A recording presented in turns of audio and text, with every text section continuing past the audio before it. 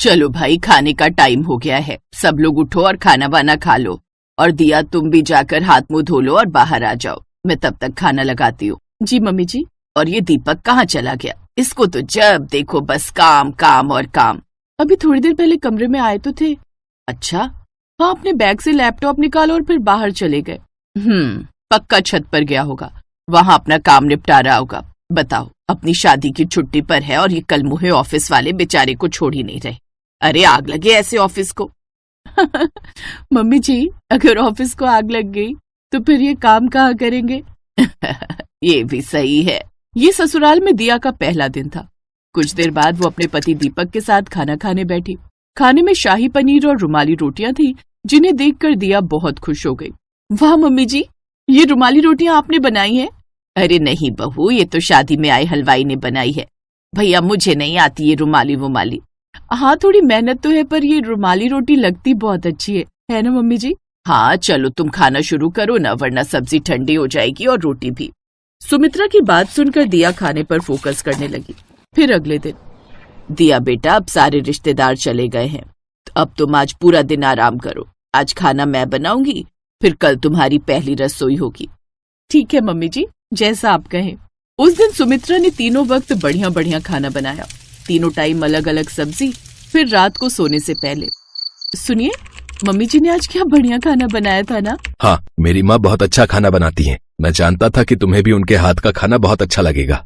अरे अच्छा तो लगा, लेकिन उन्होंने मेरी टेंशन भी बढ़ा दी। अरे ऐसा क्यों? अगर मम्मी जी इतना अच्छा खाना बनाती हैं, तो उन्हें तो अपनी बहू से भी बहुत सी उम्मीदें होंगी ना, कि मैं भी उनके जैसा ही बढ़िया खाना बनाऊं। हाँ तो दिक्कत क्या है? तुम्हें खाना बनाना नहीं आता है क्या? ना, नहीं नहीं, ऐसी बात नहीं है, पर अगर मैं कल अच्छा खाना नहीं बना पाई तो मम्मी जी को कितना बुरा लगेगा। अब कसम से, अगर कल खाना अच्छा नहीं बनाना तो मैं अपने मायके भाग जाऊंगी, फिर आप कुछ दिन बाद मुझे लेने आ जाना।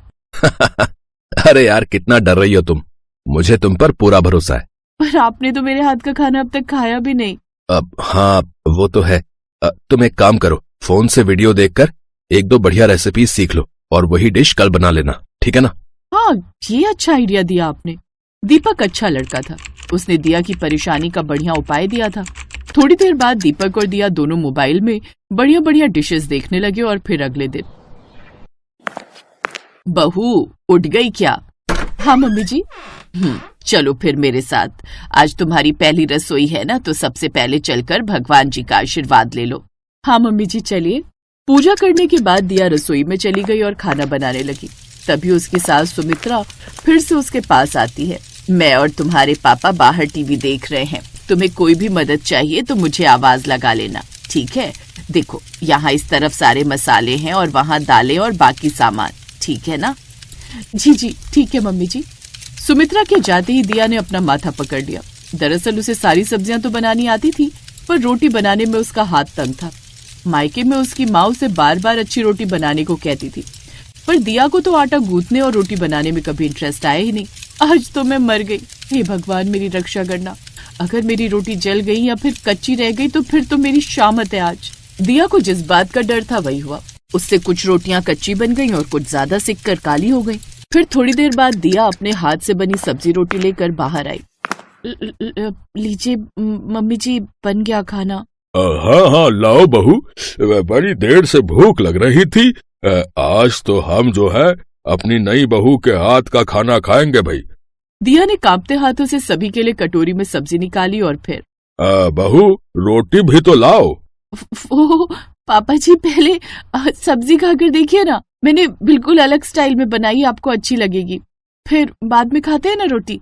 हाँ, पर बिना रोटी के सब्जी कैसे खाएंगे बेटा? लाओ रोटियां दो। बेचारी दिया ने डरते डरते रोटियों का डिब्बा जैसे ही खोला तो उसकी सास सुमित्रा की भौएं चढ़ गई। ये क्या है दिया, ऐसी रोटी बनाती हो तुम? सॉरी मम्मी जी, वो मायके में सब्जी तो मैं ही बनाती थी, पर रोटियां हमेशा माँ ही बनाती थी तो। अरे तो यहाँ तुम्हारी माँ थोड़ी ना रोटियां बनाएगी। आप भरोसा रखिए मम्मी जी, मैं सीख लूंगी, जल्दी सीख लूंगी। अपनी सास से डांट खाकर दिया को बहुत बुरा लगा।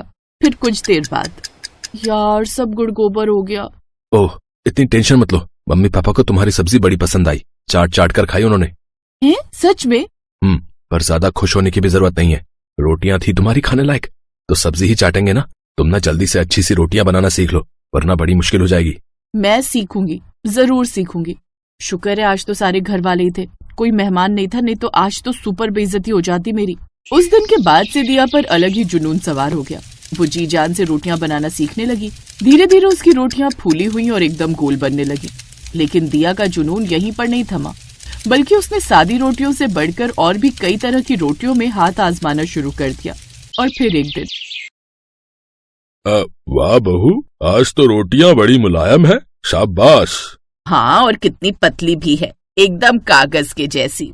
अपने सास ससुर के मुंह से अपनी तारीफ सुनकर दिया बहुत खुश थी और इस बात से उसका पति दीपक भी बहुत खुश हुआ। फिर अपने कमरे में जाकर, आज तो तुमने कमाल कर दिया भाई, मेरा नाम रोशन कर दिया तुमने, है ना? तो फिर मुझे कोई गिफ्ट दो। तो आज हम दोनों बाहर डिनर करने चलेंगे, ठीक है? फिर डिनर करने के लिए दीपक दिया को एक अच्छे होटल में ले गया। वहां दीपक और दिया बैठकर अपने ऑर्डर का वेट कर रहे थे। तभी दीपक की नजर वहां बैठे एक परिवार पर गई, जिसमें एक सास ससुर और उनके बेटा बहू थे। उन्हें देखकर दीपक थोड़ा असहज हो गया और फिर, क्या हुआ, आप इन्हें जानते हैं क्या? हाँ, ये मेरे सगे ताऊजी और उनका परिवार है। क्या? अरे आपने पहले कभी बताया नहीं। वो बहुत पहले से हम दोनों परिवारों में बात नहीं होती है, किसी बात को लेकर कहा सुनी हो गई थी ना, इसलिए। अरे कुछ भी हो, पर हैं तो आपके बड़े पापा ना। रुको मैं अभी आती हूँ। इतना कहकर दिया झट से उठी और जाकर अपने ताऊ ससुर और ताई सास के पैर छुए। अरे बेटा, कौन हो तुम? नमस्ते बड़े पापा जी, मैं आपकी बहू हूँ, दीपक जी की पत्नी। मेरा नाम दिया है। ये सुनकर हरदेव ने पीछे बैठे दीपक को देखा। दीपक ने भी उन्हें देखकर इशारों में नमस्ते की। अच्छा, तुम दीपक की पत्नी हो? हाँ, मुझे पता चला था कि दीपक की शादी हो गई है। आपको पता था तो फिर आप आए क्यों नहीं? दिया के इस सवाल का जवाब न हरदेव के पास था और न ही दीपक के पास। हकीकत तो ये थी कि दीपक के घर वालों ने हरदेव के परिवार को शादी में बुलाया ही नहीं था। जब तक हरदेव दिया के इस सवाल का जवाब देता, तभी हरदेव का ऑर्डर आ गया। उसने शाही पनीर और रुमाली रोटियां ऑर्डर की थी। अरे वाह बड़े पापा जी, आपको भी रुमाली रोटियां पसंद है क्या? हाँ बेटा, मुझे बहुत अच्छी लगती हैं। तो फिर डन रहा, कल आप सब घर आइए, मैं आपको टेस्टी खाना खिलाऊंगी और साथ में बढ़िया रुमाली रोटियां भी। और हाँ, मेरे लिए कोई अच्छा सा गिफ्ट लेकर जरूर आइएगा। दिया ये बोलकर दीपक के पास आकर बैठ गई। दीपक ने दिया की सारी बातें सुन ली थी, मगर वो उससे कुछ नहीं कह पाया। उधर हरदेव दिया की मासूमियत देखकर मुस्कुरा दिया। अगले दिन सुखदेव के घर की डोरबेल बजी। भाई साहब, आप? सुमित्रा, अरे देखो भाई साहब आए हैं। कई साल बाद अपने बड़े भाई को देखकर सुखदेव की आंखों से खुशी के आंसू निकल पड़े। उधर सुमित्रा भी आंखों में आंसू लिए खड़ी थी और फिर थोड़ी देर बाद खाने की टेबल पर, बड़े पापा जी ये लीजिए, ये दाल मखनी, मटर पनीर और ये रही आपकी रुमाली रोटियां। मैं तो कल से ही इन रोटियों का इंतजार कर रहा था। फिर जैसे ही हरदेव ने रुमाली रोटी का पहला निवाला चखा, भाई वाह, कमाल कर दिया बेटा।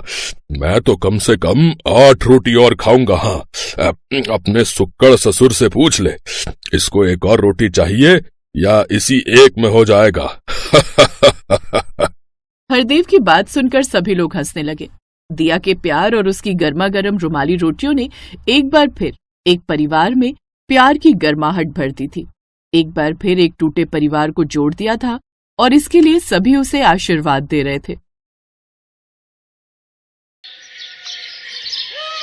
काव्या की शादी बड़ी धूमधाम से संपन्न हुई और वो अपने ससुराल आई। ससुराल में उसे बहुत प्यार मिला, लेकिन शादी से पहले से ही वो एक बात से हमेशा टेंशन में रहती थी। उसने सुना था कि जेठानियां बहुत तेज होती हैं और देवरानी की बिल्कुल मदद नहीं करती। सासू माँ ने काव्या को रोटियां बनाने को कहा तो काव्या परेशान हो गई। काव्या की जेठानी सविता, जो घर की बड़ी बहू थी, हर काम में निपुण थी, खासकर रोटियां बनाने में। मैं क्या करूं, अब तो सासू माँ ने मुझे भी रोटियां बनाने के लिए बोल दिया है, पर मैं यहाँ पर किसी से ये भी नहीं कह सकती कि मुझे मुलायम रोटियां बनानी नहीं आती। घर पर तो मैं जब भी रोटियां बनाती थी तो मेरी रोटी सूख जाती थी। यहाँ भी मैंने कोशिश की है, पर मुझे नहीं लगता कि मैं मुलायम रोटियां बना पाऊंगी। घर पर तो मम्मी संभाल लेती थी, मैं तो सिर्फ सब्जी बनाती थी। रोटी का काम मम्मी के जिम्मे था, पर यहाँ पर तो सासू माँ ने मुझे ही रोटियां बनाने के लिए बोल दिया है। अब रात की रोटियां मैं कैसे बनाऊं, मुझे कुछ समझ नहीं आ रहा, क्या करूंगी। सविता दीदी से पूछना भी ठीक नहीं लगेगा, कहीं वो मेरा मजाक ही ना उड़ा दे कि मुझे मुलायम रोटी बनानी नहीं आती। एक बार कोशिश करती हूँ, शायद बन जाए। काव्या ने किसी तरह रोटियां बनाई, लेकिन वो रोटियां सूख गईं। हे भगवान, अब मैं क्या करूं? मेरी रोटियां तो बिल्कुल सूखी हुई लकड़ी जैसी बनी है। ये रोटियां अगर माँ, बाबूजी, जेठ जी और आशीष ने खाई तो सब मुझ पर हंसने वाले। एक काम करती हूँ, फोन में कोई वीडियो देखती हूँ, शायद समझ में आ जाए। काव्या इंटरनेट पर वीडियो देखती है जिसमें बताया गया था कि आटे में थोड़ा सा मैदा मिलाने से रोटियां मुलायम बनती हैं। क्यों ना मैं भी ये तरीका आजमाऊं। काव्या को मुलायम रोटियां बनाने का तरीका मिल गया था और आटे में मैदा मिलाने लगी। ये तो बहुत थोड़ा रहेगा, मुझे तो ज्यादा रोटियां बनानी है। एक काम करती हूँ, आधा आटा और आधा मैदा ले लेती हूँ तो और मुलायम रोटियां बनेंगी। काव्या चोरी छुपे आटे में मैदा मिलाकर रोटियां बनाती है। रोटियां मुलायम बन जाती हैं और परिवार के सदस्य उसकी तारीफ करने लगते हैं। काव्या बहू, रोटियां तो बहुत मुलायम हैं। हाँ बहू, रोटियां वाकई में बहुत मुलायम बनी है। काव्या, तुम्हारी रोटियां मुलायम तो बनी हैं, पर साथ में इतनी सफेद बनी हैं मानो हम नान खा रहे हों। काव्या घबरा जाती है। वो ये तो बस। काव्या, आशीष को तो आदत है मजाक करने की, पर रोटियां बहुत बढ़िया बनी है। ऐसे ही रोटियां बनाया करो। मजाक कर रहा था, रोटियां बहुत टेस्टी बनी है काव्या। आशीष की बात सुनकर काव्या मुस्कुरा देती है। उस दिन बात खत्म हो गई, पर एक दिन सविता मछली बनाने के लिए ड्रम में मैदा ढूंढ रही थी। तभी उसने देखा मैदे का ड्रम खाली है। मैंने तो कुछ दिन पहले ही मैदा मंगवाया था, पर मैदे का ड्रम खाली क्यों है? मैंने तो मैदे का कुछ भी नहीं बनाया। हो सकता है खत्म हो गया हो। एक काम करती हूँ, मैदे के साथ आटा भी देख लेती हूँ। दोनों चीज एक साथ राशन से मंगवा लूंगी। ये आटा कुछ अलग क्यों लग रहा है? ऐसा लग रहा है आटे में मैदा मिला हुआ है। कहीं काव्या आटे में मैदा तो नहीं मिलाती? तभी उस दिन देवर जी बोल रहे थे कि रोटियां सफेद हैं। हो ना हो जरूर ऐसा ही है। मुझे काव्या से पूछना होगा। मैदे की रोटियां तो हम सबके लिए बहुत नुकसानदायक है। तभी काव्या आ जाती है। सविता उससे इस बारे में पूछती है। काव्या, सच बताओ, क्या तुमने आटे में कुछ मिलाया है? दीदी, मैंने उसमें थोड़ा सा मैदा मिलाया था ताकि रोटियां मुलायम बन सकें। पर क्यों काव्या, तुमने मैदे की रोटियां क्यों बनाई? ज्यादा मैदा खाने से स्वास्थ्य पर भी बुरा असर पड़ सकता है। मुझे माफ कर दीजिए दीदी, मुझे नहीं पता था कि इससे स्वास्थ्य पर असर पड़ेगा। वो दीदी, जब भी मैं रोटियां बनाती हूँ रोटियां सूख जाती हैं। मैंने इंटरनेट पर देखा था कि मैदे की रोटियां मुलायम बनती हैं। अरे ऐसा कुछ नहीं है, गेहूं के आटे की बनी रोटियां भी मुलायम होती हैं। बस सही तरीके से आटा गूंथना आना चाहिए। अगर तुम्हें गेहूं के आटे की मुलायम रोटी बनानी नहीं आती थी तो मेरे से पूछ लेती, मैं तुम्हें सिखा देती।